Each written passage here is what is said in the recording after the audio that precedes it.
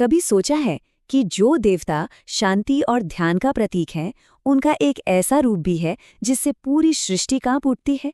जी हाँ, हम बात कर रहे हैं भगवान शिव की।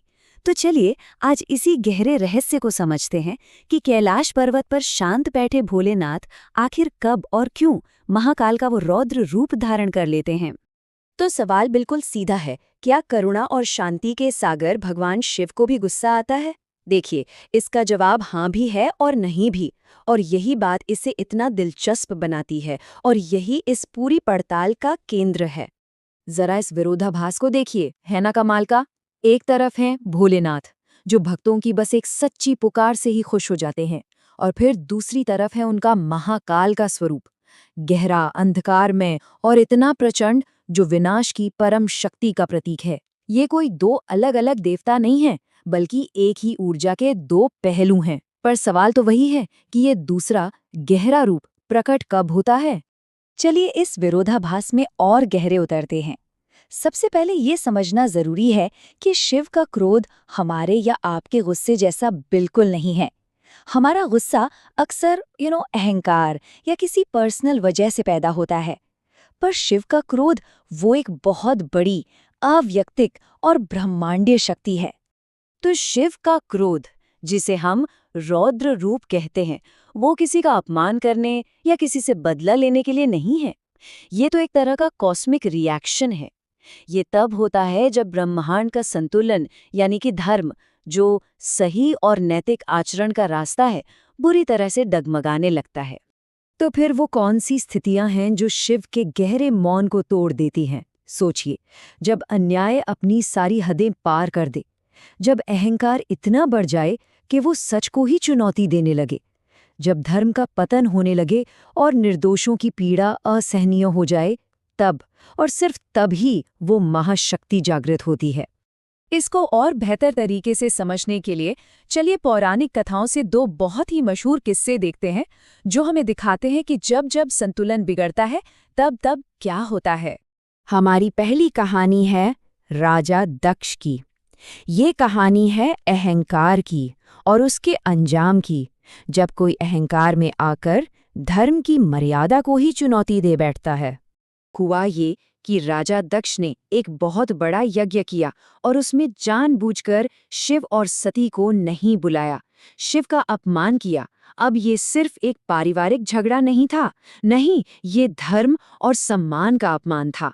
और इसी अपमान को न सह पाने की वजह से माता सती ने उसी यज्ञ की आग में खुद को समर्पित कर दिया। और जब ये खबर शिव तक पहुंची तो उनका असीम दुख एक विनाशकारी क्रोध में बदल गया।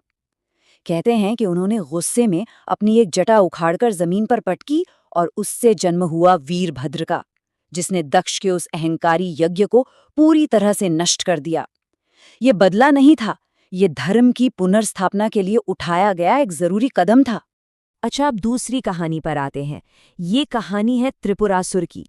ये कहानी है बेलगाम शक्ति और उससे पैदा होने वाले अत्याचार की। देखिए, 3 असुरों ने वरदान पाकर हवा में उड़ने वाले 3 शहर बना लिए और फिर देवताओं और इंसानों पर जुल्म ढाना शुरू कर दिया। जब उनका अन्याय और अत्याचार अपनी चरम सीमा पर पहुंच गया, तब शिव ने त्रिपुरांतक का रूप धारण किया और एक ही बाण से, सिर्फ एक बाण से उन तीनों नगरों का विनाश कर दिया। ये हमें दिखाता है कि शिव का हस्तक्षेप तब होता है जब बर्दाश्त की हर सीमा टूट जाती है। तो ठीक है, अब हम ये समझ गए हैं कि शिव का क्रोध आता क्यों है, पर अब सवाल ये है कि इस विनाश का मकसद क्या है? क्या ये सिर्फ हर चीज का अंत है? नहीं, बिल्कुल नहीं। ये एक तरह का कॉस्मिक रीसेट है। शिव का वो प्रसिद्ध तांडव नृत्य, वो सिर्फ विनाश या गुस्से का नाच नहीं है। असल में वो तो सृष्टि के पूरे चक्र को दिखाता है। मतलब निर्माण, फिर संरक्षण, फिर विनाश और फिर से एक नई शुरुआत। ये विनाश असल में एक नई रचना के लिए जगह बनाता है। इस पूरे चक्र को ना आप ऐसे समझिए, कुछ भी नया बनाने के लिए पुराने और जर्जर हो चुके ढांचे को तोड़ना ही पड़ता है ना? शिव का संहार इसी तीसरे चरण का हिस्सा है, जो सीधे सीधे चौथे चरण यानी नवीकरण की ओर ले जाता है। और जानते हैं, यही वजह है कि शिव को महाकाल भी कहा जाता है। काल, जिसका मतलब समय भी है और अंधकार भी। वो समय के स्वामी हैं और उनका न्याय समय की तरह ही अटल और निश्चित है। उसे कोई रोक नहीं सकता, वो होकर ही रहता है। तो इस प्राचीन अवधारणा का आज के समय में हमारे लिए क्या मतलब है? क्या हम इससे अपनी जिंदगी के लिए कुछ सीख सकते हैं? जी हाँ, बिल्कुल। सबसे जरूरी बात यह है कि शिव का क्रोध कभी अंधा या बेकाबू नहीं होता। ये हमेशा एक मकसद के लिए होता है। और सबसे खास बात, ये करुणा से भरा होता है। याद है ना, दक्ष का यज्ञ नष्ट करने के बाद भी शिव ने उसे बकरे का सिर लगाकर जीवन दान दिया था। उनका लक्ष्य सुधार करना है, सिर्फ सजा देना नहीं। तो देखिए, यहाँ दो तरह के गुस्से में फर्क समझना बहुत जरूरी हो जाता है। एक है अहंकारी क्रोध, जो हमारे स्वार्थ या अपमान से पैदा होता है और बस बदला लेना चाहता है। और दूसरा है धार्मिक क्रोध, जो अन्याय और अधर्म के खिलाफ उठता है और जिसका लक्ष्य संतुलन और सुधार लाना होता है। तो यहाँ हमारे लिए सबसे बड़ा सबक यही है, वो गुस्सा जो अन्याय के खिलाफ उठता है, अगर वो हमारे पर्सनल ईगो से आज़ाद हो तो वो विनाशकारी नहीं बल्कि बदलाव लाने वाली एक बहुत बड़ी शक्ति बन सकता है। ये हमें हर गलत चीज़ के खिलाफ खड़े होने की प्रेरणा देता है। और आखिर में मैं आपको बस इसी एक सवाल के साथ छोड़ना चाहूँगा, क्या हर विनाश सच में एक नई शुरुआत का मौका होता है? शिव का रौद्र रूप हमें यही सोचने पर मजबूर करता है कि शायद कभी-कभी एक बेहतर सृजन के लिए विनाश जरूरी हो जाता है।